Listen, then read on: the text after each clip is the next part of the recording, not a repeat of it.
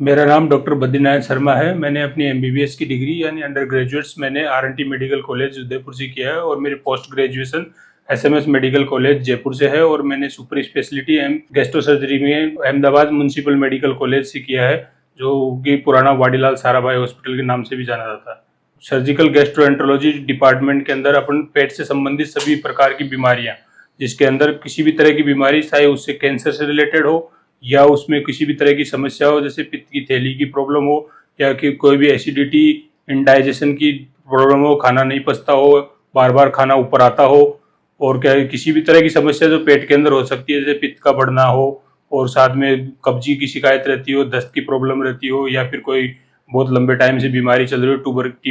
Tuberculosis या TB की समस्या के लिए इंटेस्टाइन की टीबी, और अपने कोई भी हाइड्रेटेड सिस्ट बीमारी हो, डायफ्रामेटिक हर्निया की प्रॉब्लम हो, ये सब अपने गैस्ट्रो सर्जरी के अंदर इंक्लूड होती है। गैस्ट्रो सर्जन के रूप में आपकी विशेषता किन किन बीमारियों के इलाज में रहती है? गैस्ट्रो सर्जरी के रूप में मैं ग्रास नाल से लेकर के, मुंह से लेकर के और लेटरिन के मल द्वार के रास्ते तक की जितनी भी समस्त बीमारियां होती है पेट के अंदर, उन सब का अपन इलाज करते हैं इसके अंदर, जिसके अंदर ग्रास नाल हो गया, लीवर पेनक्रियाज हो गया और बाइल डक्ट हो गया और पित्त की थैली हो गई, और साथ में छोटी आंत, बड़ी आंत और लेटरिन के रास्ते का कोई भी प्रॉब्लम हो या कब्जी की शिकायत रहती हो या फिर रेक्टम से रिलेटेड कोई प्रॉब्लम हो, उन सब का अपन इलाज करते हैं इसके अंदर। गैस्ट्रोएंटरोलॉजी क्या होती है और ये शरीर के किन अंगों से संबंधित है? गैस्ट्रो सर्जरी के अंदर अपन ग्रास नाल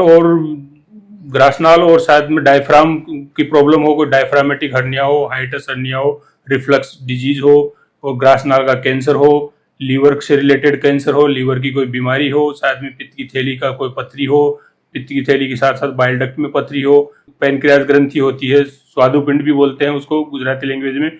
वो पेनक्रियाज की प्रॉब्लम हो, डायबिटीज से रिलेटेड प्रॉब्लम हो उसमें, और उसके अंदर कोई ट्यूमर बन गया हो, उसके अंदर कोई स्टोन बना हो, क्रॉनिक पेनक्रेटाइटिस हो, एक्यूट पेनक्रेटाइटिस हो, और साथ में हाइड्रेटेड सिस्ट डिजीज हो, कोई रेट्रोपेरिटोनियल ट्यूमर हो या स्मॉल इंटेस्टाइन और लार्ज इंटेस्टाइन का ट्यूमर हो, ट्यूबरकुलोसिस हो, आंतों में छेद हो गया हो, स्टमक में छेद हो गया हो, जिसको परफोरेशन बोलते हैं, पेरिटोनाइटिस हो जाता है उसकी वजह से, और पेशेंट सेप्सिस में चला जाता है, उसका भी इलाज इसमें होता है। रेक्टल मेलिग्नेंसी हो गई, कोलोनिक मेलिग्नेंसी हो गई, इसका इलाज समस्त इलाज होता है यहाँ पे। और एनोरेक्टल रीजन में जैसे आपके पाइल्स, फिस्टुला, फिशर की प्रॉब्लम हो, इन सब का भी इलाज इस गैस्ट्रो सर्जरी डिपार्टमेंट के अंदर आता है। डॉक्टर साहब, आम भाषा में समझाएं कि पेट और पाचन तंत्र की समस्याओं को कब गंभीर मानना चाहिए? जब आपके बहुत ही लंबे टाइम से पेट से रिलेटेड समस्या हो रही हो, जैसे खाना नहीं पचता हो, आपके उल्टी की शिकायत रहती हो, या आपके एसिडिटी की प्रॉब्लम रहती हो, खाना ऊपर आता हो, मुंह में कड़वापन रहता हो, और साथ में पेट में जलन होती हो, पेट में मरोड़े चल के दर्द होता हो, इन सब समस्याओं के इलाज के लिए अपन का इसके अंदर गैस्ट्रो सर्जरी डिपार्टमेंट के अंदर ऑपरेशन वाला जो इतना भी प्रोसीजर होता है वो सब अपन गैस्ट्रो सर्जरी में करते हैं। डॉक्टर साहब, आजकल लोगों में सबसे ज्यादा कौन कौन सी पेट से जुड़ी हुई समस्या देखने को मिलती है?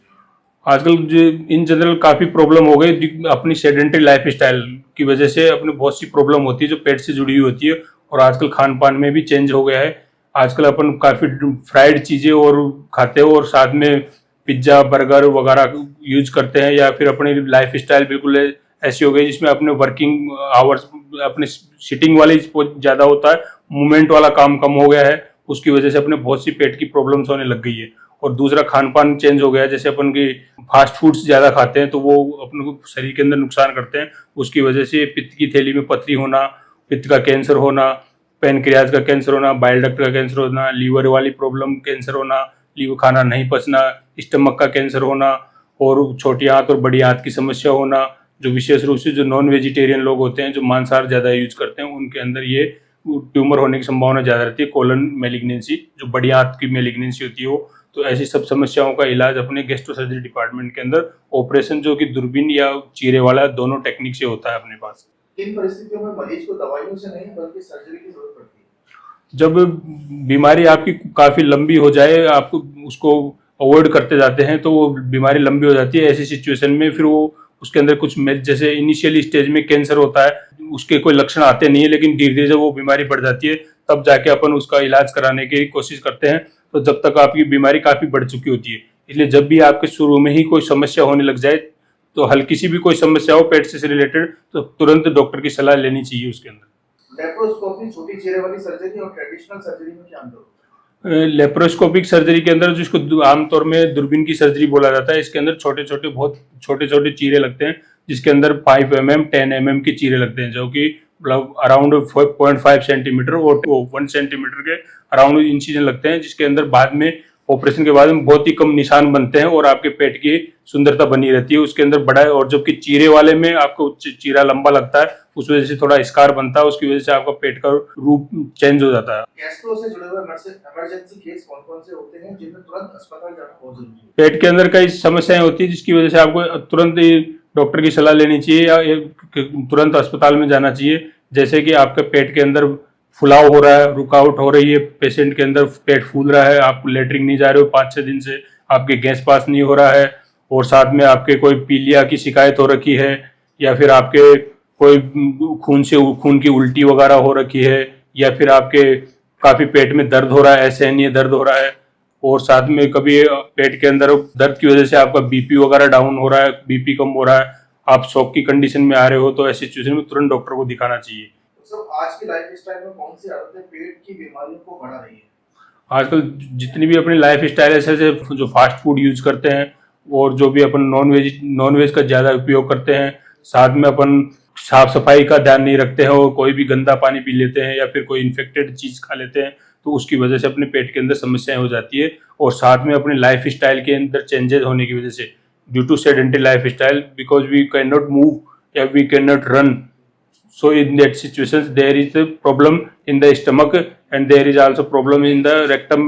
जिसकी वजह से आपको काफी समस्याएं हो जाती है, जिसको आपको ध्यान रखना होता है। हेल्दी डाइजेस्टिव सिस्टम के लिए आप लोगों को क्या सलाह देना चाहिए?